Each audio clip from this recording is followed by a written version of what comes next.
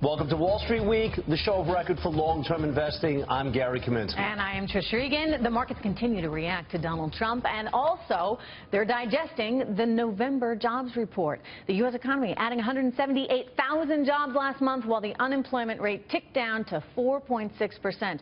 This is the last major economic indicator that we're seeing before the Federal Reserve meets later this month to decide whether or not to hike interest rates.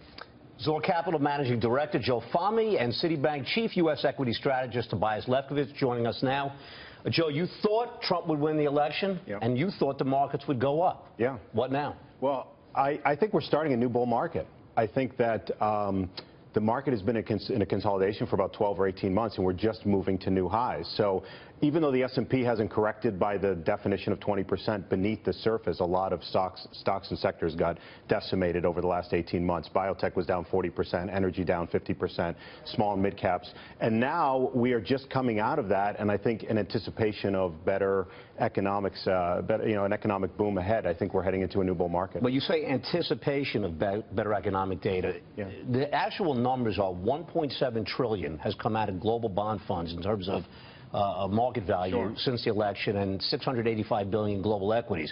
Aren't we pulling forward a tremendous amount of this anticipation of better economic growth? Yeah, I mean, short term, I think the market might have got a little bit ahead of itself, but that money's got to go somewhere that's coming out of bonds. I think it's actually going to go into equities. And I just think that we're coming out of the most consecutive months of year-over-year earnings declines. The last two times we've had this many months of earnings declines was October of 2002, March of 2009. So we're just starting to come out of that, and I feel that earnings will continue to prove that. And yet at the same time, you may be in an interest rate environment in such that the Fed is now finally seemingly going to do what it says it's going to do. It may move higher, and it may continue this trajectory higher, Tobias.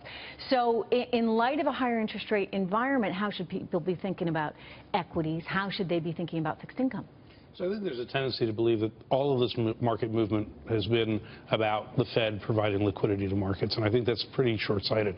Joe mentioned the idea of the market being in this consolidation for the last 12, 18 months. Earnings were in consolidation for the last similar period, primarily due to the energy sector. 90% of the earnings decline was the energy sector. Over the last 4 or 5 quarters, there's only been one quarter that earnings have been down ex energy, and that was the first quarter of this year, and they were down a whopping 1.5%. So not what I would call a pretty bad recession on earnings.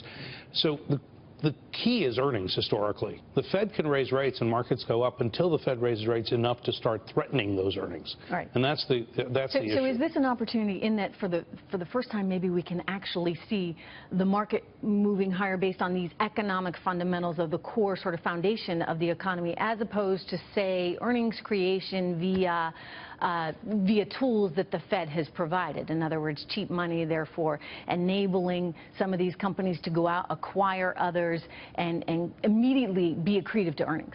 So I actually don't even watch interest rates that carefully. I watch the senior loan officer survey from the Federal Reserve Board looking at banks. Are they easing or tightening credit standards or loan standards for commercial, industrial, traditional business loans? Not real estate, not consumer, just businesses. And they had kind of softened up, and they have, over the last 2 quarters, they've been easing credit conditions. That's actually pretty bullish for capital spending, job growth, industrial production, et cetera, the kinds of things you'd be looking for on that economic fundamental story. So the trend is actually more favorable, even though bond yields have gone up since July. Tobias doesn't want to watch interest rates, but I do. And so Joe, let's talk about what's going to happen. The Fed's going to raise rates. Everyone knows the Fed's going to raise short-term rates. But last December, they raised short-term rates, and actually the yield curve flattened. Longer-term rates went down when they moved short-term rates up. Right. You think that's going to happen again? And also, the stock market obviously had a very violent reaction to that December into January. So what do you anticipate is going to happen this time around? I think that's pretty telegraphed. I think it's actually priced in. And I still think, to his point about the Fed, everyone's saying that the rally's only because of the Fed. I mean, there's no question there's been a globally coordinated effort worldwide to keep interest rates low and keep the markets high. And they say don't fight the Fed. Good luck fighting all the global Feds. But the Fed right now is telegraphing this, and I still think they're going to go slow with interest rate hikes. So this upcoming hike in December is priced in, and I feel that they will continue to go gradual going forward. So, okay, so what do you buy in this environment then? Knowing the interest rates are going to go up gradually, knowing that we have a shot at real fundamental growth in this economy, because of the policies that are going to help get us there via lower taxes, less regulation, what sectors does that favor?